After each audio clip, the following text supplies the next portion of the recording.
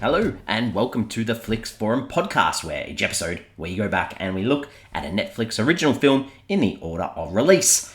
This episode we have Netflix's 299th film from 2020. It's the horror film called His House. It's directed by Remi Weekes and stars Wunmi Mosaku, Sope, Dirisu and Matt Smith. I'm Jesse, I'm your host. Thanks for joining me today to talk about His House. As always, if you're keen on checking this one out and haven't seen it yet, give us a pause and come back a little bit later on because we will spoil it at various stages. But we do kick off the show with the Fast Flicks, where we do a quick little summary of what the film is all about. So this one is about a couple who escape war-torn Africa for a fresh start in London, but they struggle to overcome their past. Intriguing. Hope that intrigues you.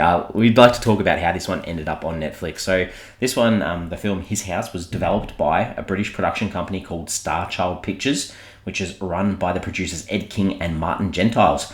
In August of 2017, it was announced that Remi Weekes would direct this film from a screenplay that he had also written. The Weinstein Company actually filed a lawsuit against Starchild Pictures, claiming they had backed out of an unsigned distribution agreement. We then go forward to March of 2018, where it was announced that Wunmi Mosaku, Sope, Dirisu had joined the cast of the film, with the lawsuit not proceeding and the Weinstein Company no longer attached. New Regency Pictures, BBC Films and Vertigo Entertainment were set to finance and produce the film. So Remi Weekes, while researching his screenplay, he was struck by how many immigrants were sold on coming to the UK, because it's the land of Charles Dickens, Jane Austen and the royal family. Whereas in reality for immigrants, it's these grey concrete housing estates in deprived areas, and something that he wanted to visually bring to this film, which is quite clear at various stages in this film too. This film did have its world premiere at the Sundance Film Festival on the 27th of January 2020, where Netflix quickly, they snatched up the distribution rights ready to go and were happy to put this on their service. This did have a limited theatrical release in the UK from the 23rd of October 2020, before the week later on the 30th of October 2020 hitting Netflix worldwide. It's filmed in and around London and Essex and was quite successful, I guess, on the British award circuit. It had 8 wins and 37 nominations. This included 3 nominations at the BAFTAs for Outstanding Debut by a British Writer, Director or Producer, an Outstanding British Film of the Year, and also a nomination for Wunmi Mosaku for Best Leading Actress as well. Around the world, translations for this film. In Portuguese, it's called What's Left Behind, and another subtitle is Unwanted Guest. So I like the first one for that. That's not bad in context of this film. In Japanese, it's called House of Beasts. Not sure I'm sold on that one. In Romanian, it's called It's Not Our House, and in Chinese, it's called Exotic Ghost House. A horrible title. Sorry, in China, that's really bad. What are the critics and audiences saying about this film? On Rotten Tomatoes, it sits at 100%. Perfect on 124 reviews. So that's fresh and it's certified. The audience a little bit lower at 73%. That's on more than 1,000 ratings. On IMDb, it's got 48,000 ratings. It's at a 6.5 out of 10, so fairly solid. Letterboxd, again, very solid, a 3.5 out of 5 on nearly 116,000 ratings, but it's actually been logged by 151,000 people. That is a lot of people that have seen this film. Metacritic sits at a 72 out of 100 on 19 critic reviews, so that's green in that traffic light system, and the audience on Metacritic is also green in that traffic light system. Sits at a 7 out of 10 on 85 reviews. So the general consensus for this one is fairly positive. For me, what are my early thoughts? I was surprised. This come up on our list of films that we're going to cover, and I was like, oh, His House, saw the poster, I was like, oh, I don't know what this one's going to be like. And then I was sort of surprised when it sort of started. I was like, oh, I've actually seen this film. It didn't take me long, I guess, to work out that I remembered it. And this film, it's well worth a watch. I enjoyed it the first time I watched it. I enjoyed it again.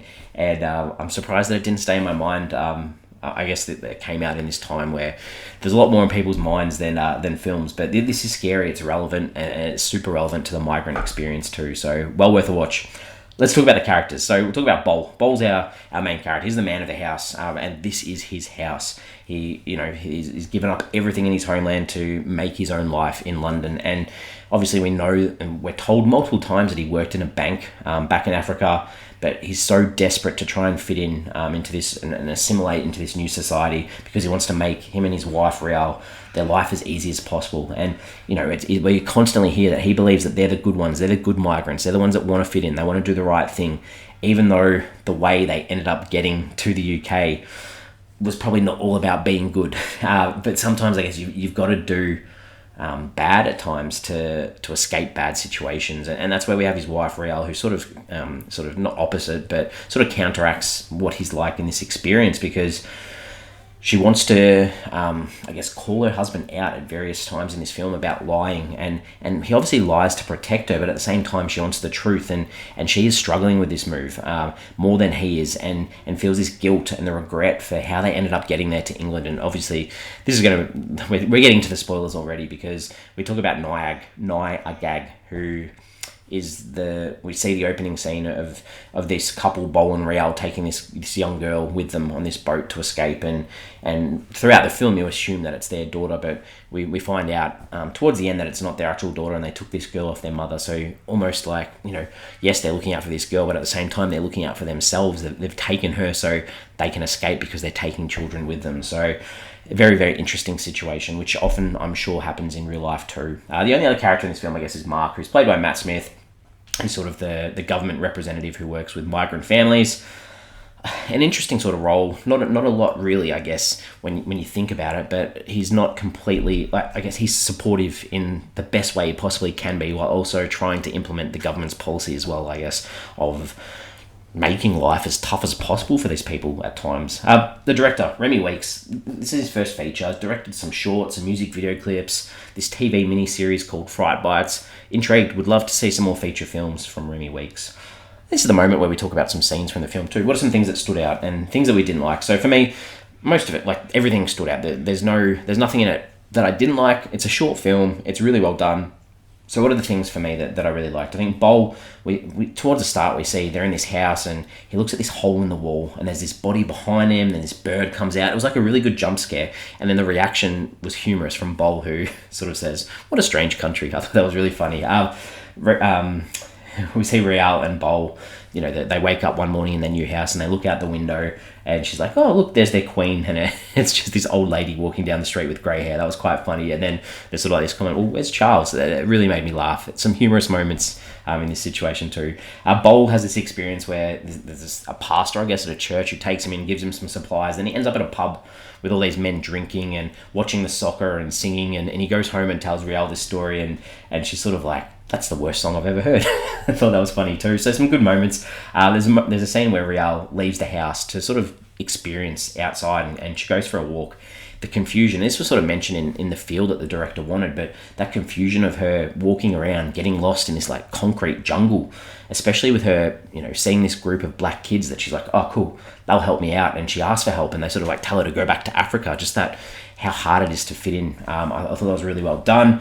And then the same with Bol. We see him go to the shopping centre or the shopping mall, and as soon as he goes into a shop, we see the security guard follow him straight away. So just the small little things that would make life difficult for you, just that fear that people think you're doing the wrong thing straight away. And we see Bol sort of look at this poster of this white family all wearing these nice clothes, and then he sort of buys those clothes to try and fit in. A little bit sad, but so well done.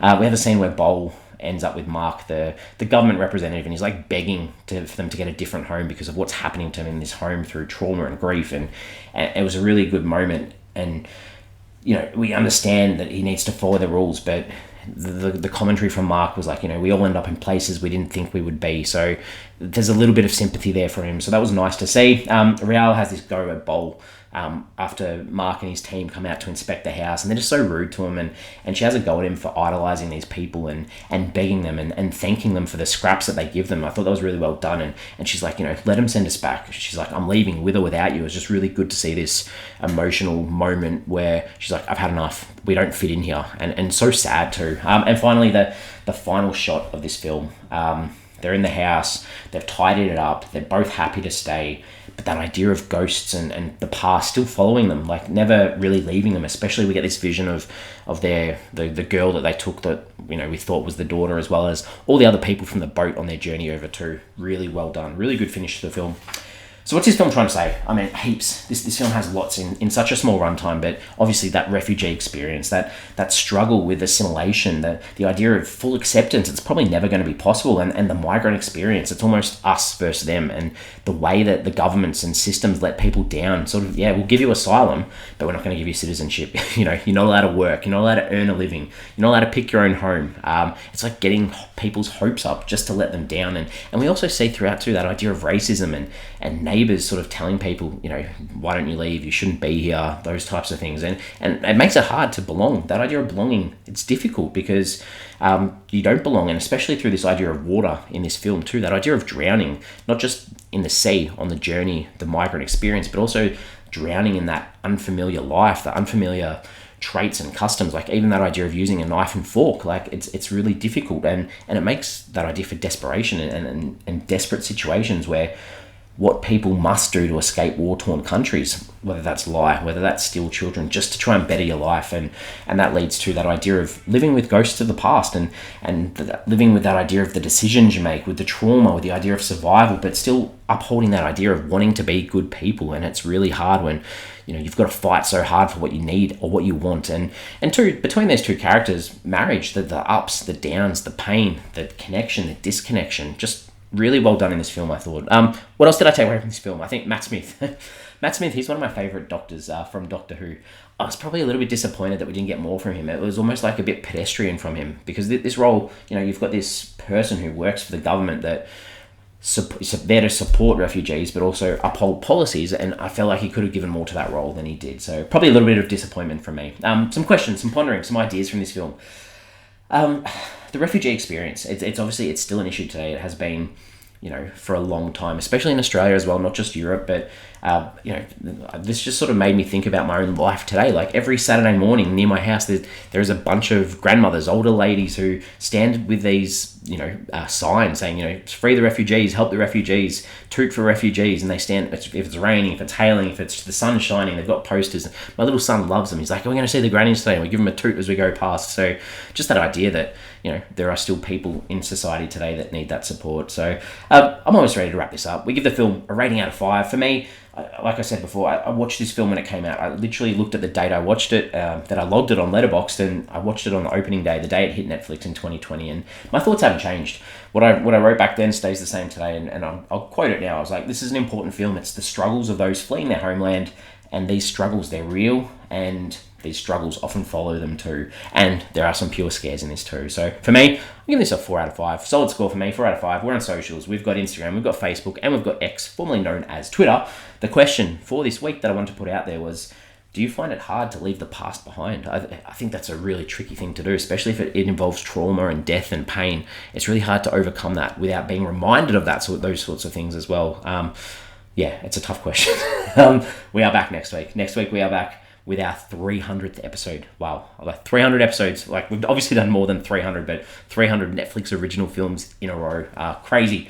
So next week we have a international film from India. It's the Hindi horror film from 2020 called Kali Cooley. It's directed by Terry Samandra and stars Shabana Azmi, Sanjita Sheikh, Riva Arora, Satyadeep Mishra, and Leela Sampson. So that's what we got next week. Another horror type film. So I guess the release time we're looking at is October of 2020. So right around Halloween. Perfect timing for these films.